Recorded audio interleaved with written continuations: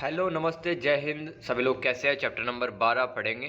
One class से 8th की NCERT history चल रही है, अपनी लास्ट चैप्टर है इस किताब का, दृश्य कलाओं की बदलती दुनिया। औपनिवेशिक शासन में कई तरह के नए कला रूपों, शैलियों, सामग्री तथा तकनीकों का सूत्रपात हुआ।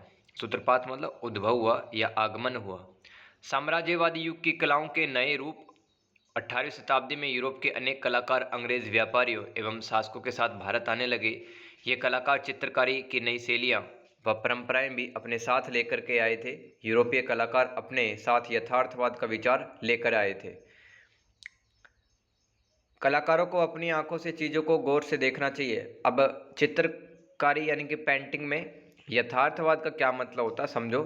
कलाकारों को अपनी आंखों से चीज़ों को गौर से देखना चाहिए और उन्हें यथावत चित्रित करना चाहिए, यानी कलाकार जो बनाएंगे वही असली व जीवंत दिखना चाहिए। ये हो जाएगा चित्रकारी में यथार्थवाद का मतलब। यूरोपीय कलाकार तेल चित्रों की तकनीक भी अपने साथ लेके आए थे। तेल चित्र की तकनीक का मतलब क्या है कि तेल चित्रण चित्रकला के उस अंकन विधान का नाम है जिसमें तेल में मिलाए गए रंगों का प्रयोग होता है। मनोहारी दृश्यों की चाह। एक प्रचलित साम्राज्यवादी परंपरा मनोहारी भूदृश्यों को चित्रित करने की उनके अंदर चाहत थी, यानी कि मतलब जो शासक वर्ग थे अंग्रेज से वो भी चाहते थे पेंटिंग अच्छी बने, देख के अच्छा लगे उसको। इस शैली में भारत को एक नए ऐसे अनूठे भूप्रदेश के रूप में चित्रित किया जाता था जिसकी ब्रिटिश कलाकार सैलानियों को पड़ताल करनी थी। इसका भूदृश्य उबड़ खाबड़ तथा जंगली व मानवीय हाथों से अनछुआ दिखता था। प्रसिद्ध चित्रकार, अंग्रेजों के प्रसिद्ध चित्रकार टॉमस डैनियल व विलियम डैनियल। अब इसमें से दोस्तों टॉमस डैनियल के बारे में हम पढ़ते हैं। उन्होंने भारत में ब्रिटेन के नव विजित प्रदेशों की आकर्षक तस्वीरें बनाई, यानी कि ब्रिटेन ने जिन इलाकों पे कब्जा किया, राजाओं को हराया, तो उन इलाकों की पेंटिंग बनाने का जो क्रेडिट है, श्रेय है, वो टॉमस डैनियल को जाता है। विलियम डैनियल को किस लिए याद किया जाता है? वे 1785 ईस्वी में भारत आए तथा 7 साल के लिए यहाँ पे रहे थे। अब उनके उत्कीर्ण चित्रों की एल्बम ब्रिटेन के लोग बड़े चाव से खरीदते थे क्योंकि वे ब्रिटिश साम्राज्य के बारे में जानना चाहते थे। उत्कीर्ण चित्र का मतलब लकड़ी अथवा धातु के छोटे से छापे से कागज पर बनाई गई तस्वीर को उत्कीर्ण चित्र कहते हैं। डैनियल बंधुओं ने अपने चित्रों में परंपरागत भारत और ब्रिटिश शासन के अंतर्गत जीवन के बीच अंतर दिखाया। प्राधिकार का चित्रण, यानी कि देख, प्राधिकार का मतलब होता है कि ऐसी संस्था या ऐसे लोग जिनके पास में अधिकार होते हैं, तो अधिकार अंग्रेजों के पास है, तो उनके टाइम पर बनाए गए चित्रों की विशेषता देख लेते हैं।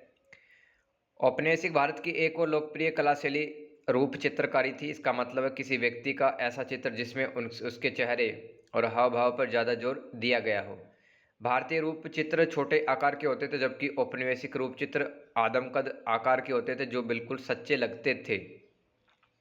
जैसे जैसे रूप चित्रकारी लोकप्रिय होती गई, अनेकों यूरोपीय रूप चित्रकार लाभदायक काम की तलाश में भारत आए। प्रसिद्ध चित्रकार इसमें योहान जोफनी, जन्म जर्मनी में, बाद में इंग्लैंड में बस गए। 1780 के दशक में 5 सालों के लिए भारत आए थे। योहान जोफनी याद रखना है। बहुत सारे भारतीय नवाब भी यूरोपीय चित्रकारों से विशाल तेज रूप चित्र बनवाने लगे थे। अंग्रेजों ने भारतीय दरबार में अपने रेजिडेंट तैनात किए।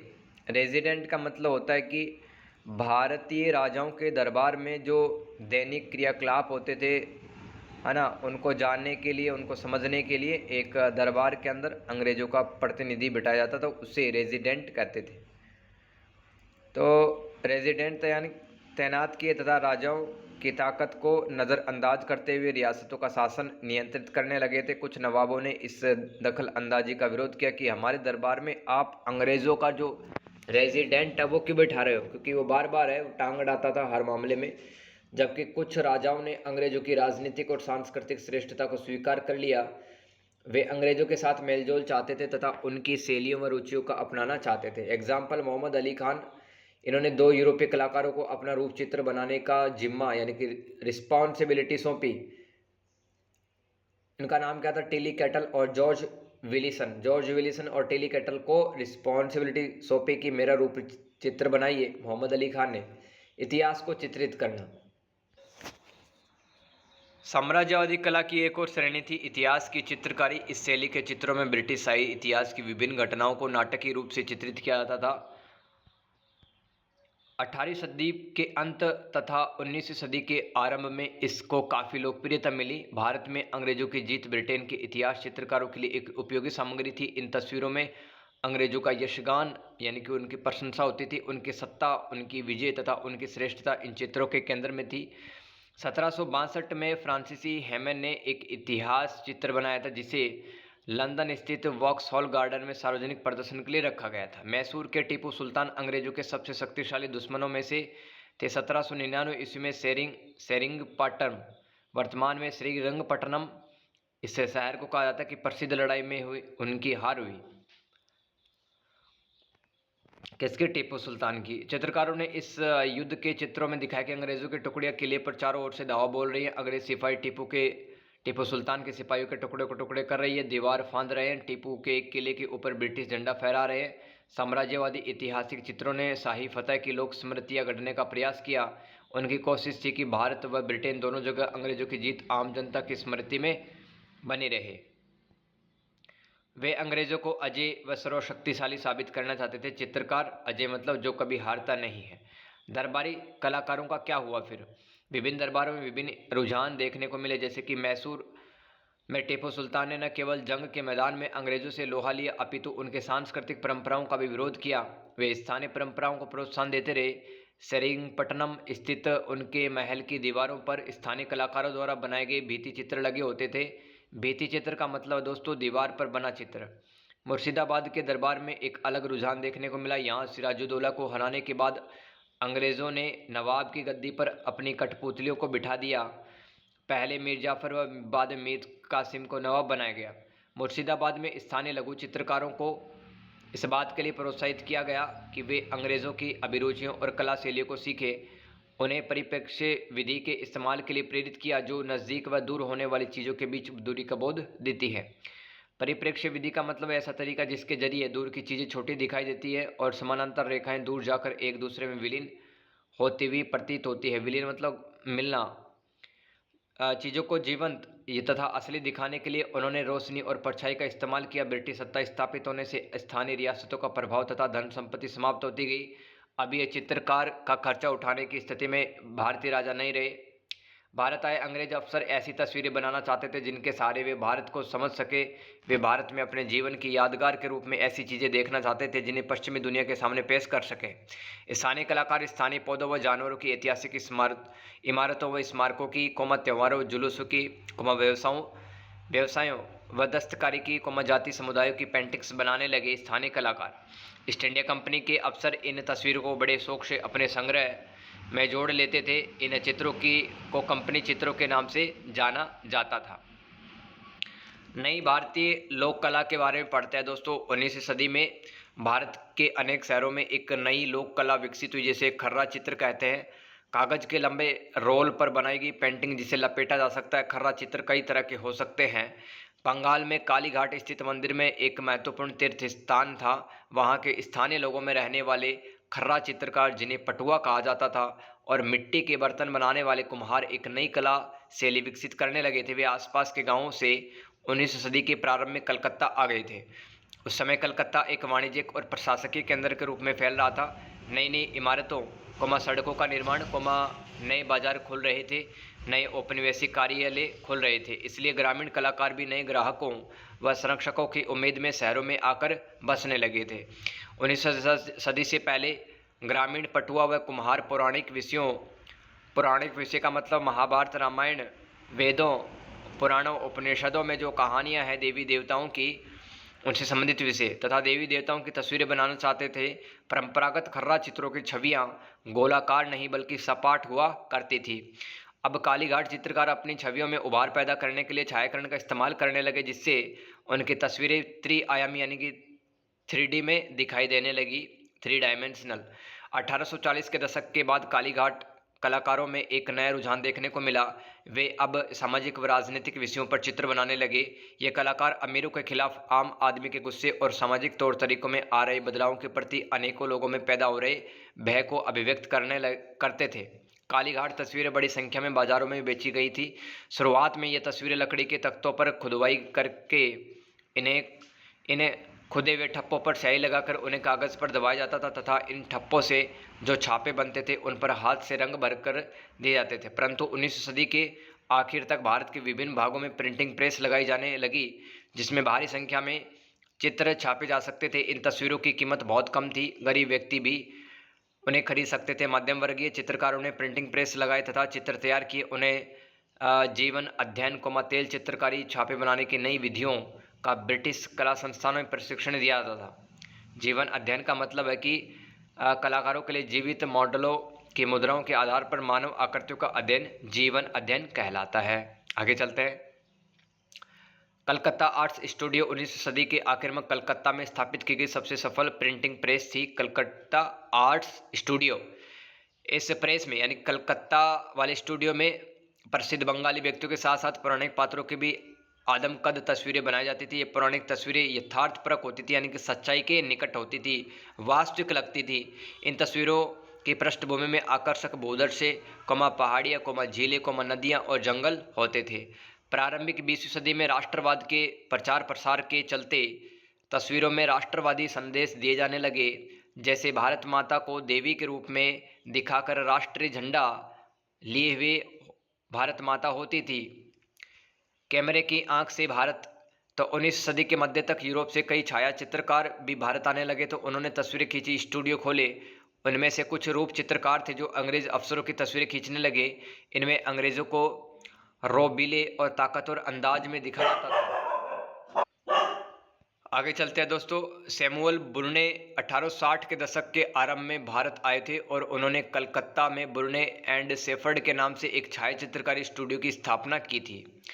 19वीं सदी के आखिर तक भारतीय छाया चित्रकार भी भारत की विविध छवियां यानी कि इमेज दिखाने वाली तस्वीरें खींचने लगी। नई इमारतें और नई शैलियां पढ़ लेते हैं। ब्रिटिश शासन के साथ वास्तु शैलियों में बदलाव आया। नए शहरों व नई इमारतों के लिए नई शैलियों को आजमाया गया। गौथिक शैली का प्रयोग किया जाने लगा। समस्या गौथिक कला वास्तुकला की एक शैली है जिसमें नुकीले ऊंचे मेहराबों तथा लंबाई पर जोर दिया जाता है। एग्जाम्पल विक्टोरिया टर्मिनल, ये दोस्तों बम्बई में स्थित है। रेलवे स्टेशन का निर्माण यहाँ पे 1878 और 1887 के बीच में किया गया था। तो बम्बई का विक्टोरिया टर्मिनल गौथिक कला वास्तु कला का एक उदाहरण है। इसके अतिरिक्त अंग्रेज़ों ने कलकत्ता में एक अलग वास्तु शैली का प्रयोग किया।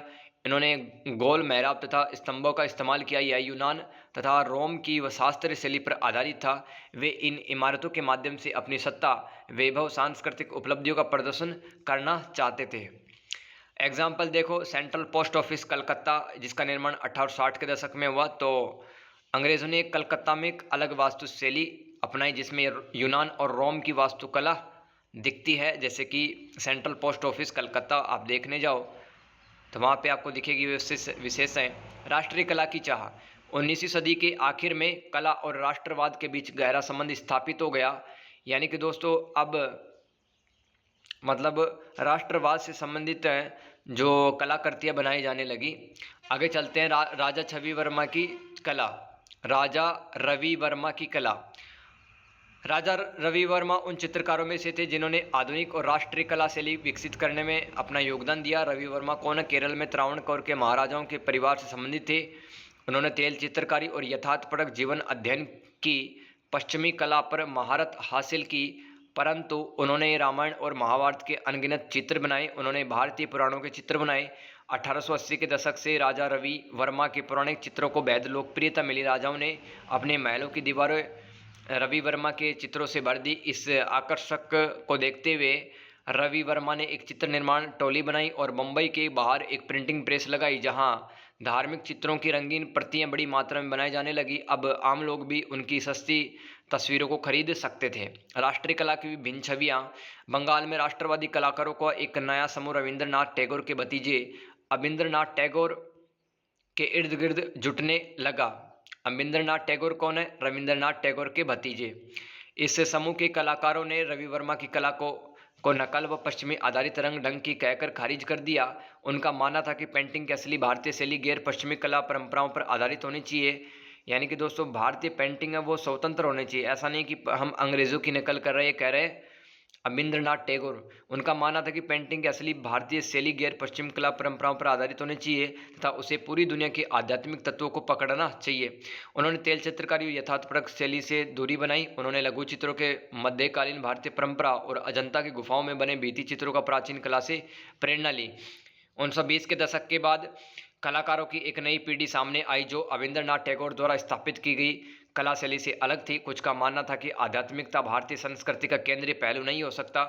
उनका मानना था कि कलाकारों को प्राचीन ग्रंथों की तस्वीरें बनाने की बजाय असली जीवन को देखना चाहिए तथा प्राचीन कला रूपों की बजाय जीवित लोक कला एवं जनजातीय डिजाइनों से प्रेरणा लेनी चाहिए। अब दोस्तों इसके सवाल और उत्तर देख लेते हैं। रिक्त स्थान भरना, जिस कला शैली में चीज़ों को गौर से देखकर उसकी यथावत तस्वीर बनाई जाती है उसे क्या कहा जाता है? उसे यथार्थपरक कहा जाता है।